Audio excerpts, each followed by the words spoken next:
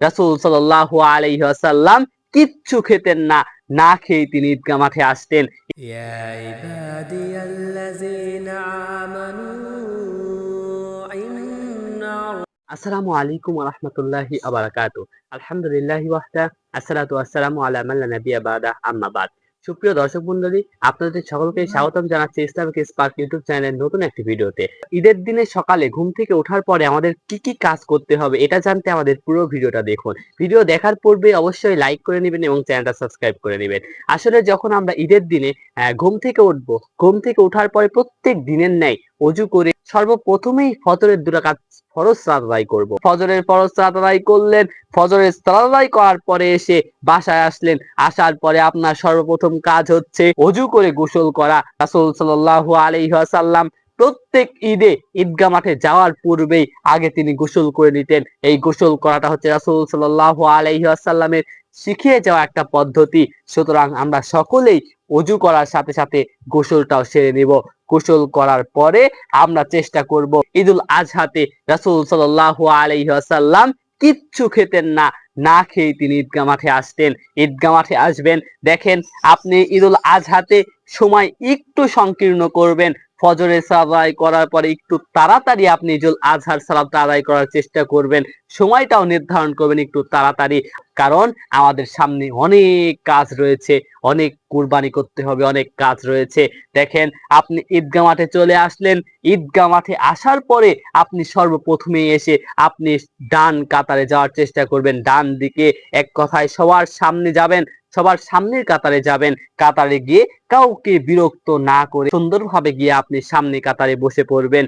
ঈদগাহ মাঠে আসার পরে অনেকেই ২ রাকাত সালাত আদায় করে, এই সালাতের কোনো ভিত্তি নেই। এটা রাসূল সাল্লাল্লাহু আলাইহি ওয়াসাল্লাম বলেননি ঈদগাহ মাঠে আসার পরে ২ রাকাত সালাত আদায় করতে হবে। ঈদগাহ মাঠে আসলেন, সময় আছে, আপনি বসে পড়লেন। সময় নেই, আপনি দাঁড়িয়ে ইমাম সাহেবের সাথে সালাত আদায় করলেন।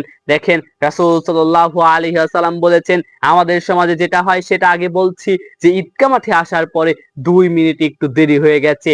কত কথা, কত খারাপ খারাপ ভাষা ব্যবহার করে ঈদগাহ মাঠে আসার পরে। একটা পবিত্র জায়গায় আসার পরে আমরা মানুষরা কত খারাপ কথা ব্যবহার করে থাকি। আমাদের প্রত্যেককেই এসব খারাপ কথা থেকে বিরত থাকতে হবে। ঈদগাহ মাঠে যেমন সুন্দরভাবে এসেছি ঠিক সুন্দরভাবে থাকবো, কারোর সাথে কোনো কথা নেই। আপনি বারবার আল্লাহু আকবার, আল্লাহু আকবার, লা ইলাহা ইল্লাল্লাহু, আল্লাহু আকবার, আল্লাহু আকবার, ওয়া লিল্লাহিল হামদ। আপনি যেমন সুন্দর সুগন্ধিযুক্ত পোশাক পরে এসেছেন, এমন সুন্দরভাবে আপনি থাকবেন। সুন্দরভাবে থেকে ইমাম সাহেবের সাথে সালাত করে নিলেন, যেমন ৭-৫-১২ তাকবীরে আমরা সালাত করে নিলাম। আর দ্বিতীয়ত, ইমাম সাহেব যেন প্রত্যেক ইমাম সাহেবের জন্য সেটা হচ্ছে বক্তব্য, সেটা হচ্ছে যারা ঈদের সালাত করায় এরা কি করবে, প্রথম রাকাতে সূরা আলা, দ্বিতীয় রাকাতে সূরা গশিয়া। এটা রাসূল সাল্লাল্লাহু আলাইহি ওয়াসাল্লামের শেখানো পদ্ধতি। রাসূল সাল্লাল্লাহু আলাইহি ওয়াসাল্লাম এটা করে গেছেন, আমরাও চেষ্টা করব এটাই করে যাওয়ার, এই সুন্নাতটা প্রতিপালন করার। কারণ রাসূল সাল্লাল্লাহু আলাইহি ওয়াসাল্লাম বলেছেন, এমন একটা সময় আসবে যেই সময় মানুষ আমার একটা সুন্নাতকেও আঁকড়ে ধরে রাখতে পারবে না। আর সেই সময় যদি কোনো ব্যক্তি একটা সুন্নাতকেও যদি আঁকড়ে ধরে থাকে, তাহলে সে ব্যক্তি কি হবে, ৫০ জন শহীদের মর্যাদা সে ব্যক্তি লাভ করবে। তাহলে আমরা প্রত্যেকেই এই সুন্নাতগুলো, এই ছোট্ট ছোট্ট সুন্নাতগুলোকে আঁকড়ে ধরার চেষ্টা করব।